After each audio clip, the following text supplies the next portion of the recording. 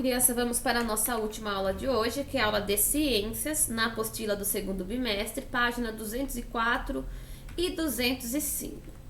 Nós estamos trabalhando já há um tempinho sobre as características dos materiais. Trabalhamos sobre o material, o aço, a borracha, plástico, vários tipos de metais, tecido, papel, madeira. Nós fizemos várias atividades sobre, as características de cada material.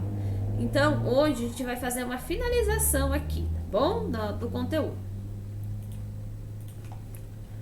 Como você viu, o aço e a borracha têm características bem diferentes, né?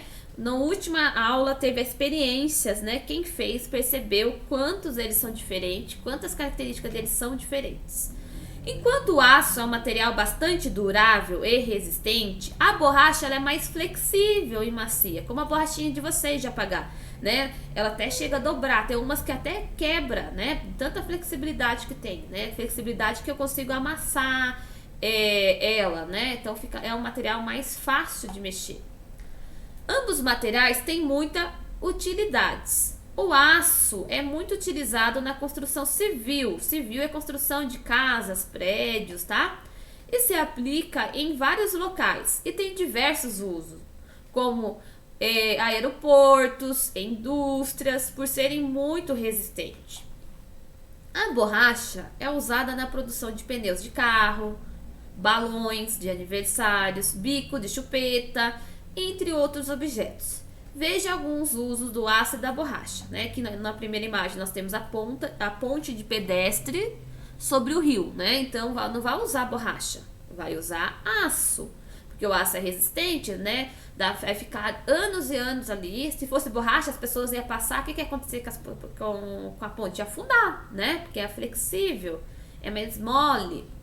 Ao lado nós temos a estrutura de aço para a construção de um prédio, ó. Né? Se fosse prédio, se não fosse aço, se fosse borracha, o que ia acontecer com o prédio? Né? O prédio ia acabar entortando, né? Se bater um vento, o prédio entortava para um lado, se bater outro vento, entorta para outro lado, né? Até no Japão, criança, o Japão é um lugar que tem muitos terremotos, né? Muito terremoto, diferente aqui do Brasil. Tem áreas lá que eles constroem os prédios com aço, né, claro. E no aço também tem uma tecnologia que eles usam tipo como fosse uma borracha também, para ficar um pouco flexível. Porque quando dá terremoto, para o prédio, né, não cair. E daí a borracha deixa o prédio mais flexível. Ele vai mexer, né? Ele vai envergar, né, bambear, mas não vai chegar a cair o prédio, né? Então, no Japão isso acontece, mas é uma tecnologia bem diferente que só tem, assim, mais usado lá, devido dos terremotos mesmo. Mas geralmente no mundo inteiro, para construir prédio, não vai usar esse tipo de material, porque não tem terremoto, então só constrói com ferro, com aço, tá? Embaixo nós temos aí a chupeta com bico de borracha, né? Para o neném chupar, tem que ser borracha, porque dá para o neném, né? Conforme ele chupa, ele mexe ali com a linguinha, mexe a parte do bico, é o jeitinho de chupar, então tem que ser uma coisinha molinha, flexível. Temos aí o chinelo de borracha, né? Se fosse aço, seria muito pesado e doeria nosso pé. Imagina ter que andar com chinelo de aço. Tem que ser borracha, né? Um material flexível, que dobra, assim fica mais confortável. Então vocês perceberam que tanto um material quanto o outro, todos são importantes? Porque cada objeto, dependendo da sua função, ele vai ser construído com um tipo de material. Por exemplo, uma panela que vai no fogo, se for com borracha, o que vai acontecer? Vai queimar. Então a panela que vai no fogo tem que ser de metal, de aço, para suportar ali o calor, né? A quentura, a temperatura. Então, dependendo da função do objeto, ela precisa de um material diferente, tá? Neste bloco, você aprendeu que os materiais utilizados para a fabricação de objetos possuem características próprias. O mesmo material pode apresentar um ou mais das suas características vista aqui, por exemplo. O vidro é um material impermeável. Vidro, né, desses que a gente usa no copo, que a gente usa copo de vidro, ou o jarro para pôr suco, ou o pote do remédio, né? Ele é impermeável, né? Não passa ali a água, né? O vidro é um material impermeável, transparente e não é flexível, né? O vidro ele é muito usado para passar, né, ali a claridade, para clarear o local, por isso que a nossa janela é de vidro, né, para entrar claridade de fora. E não é flexível, né? O vidro não é molinho, ele é duro. Se bater, quebra. Se o copo de vidro cair no chão, ele vai quebrar, porque ele não é flexível. Não é igual a borracha que cai no chão, né? E nada acontece. Já o tecido, por exemplo, é um material flexível. Por exemplo, a roupa que nós vestimos é tecido, a gente mexe, né? Ou a roupa se molda ao nosso corpo, ela é flexível. Opaco e geralmente permeável. Permeável, geralmente, outros tecidos, né? A água atravessa. Só que hoje em dia, com a tecnologia, tem alguns tecidos que são bem caros, né? Que é impermeável, que não passa água. Mas aí é uma coisa que é mais raro, né? É muito difícil achar essas roupas e muito caro. As roupas que nós usamos, pode ver, se a gente sair na chuva, molha, né? Mas nós tem roupa que não molha, mas é mais cara, não tem uma tecnologia diferente, bom? Na página 205.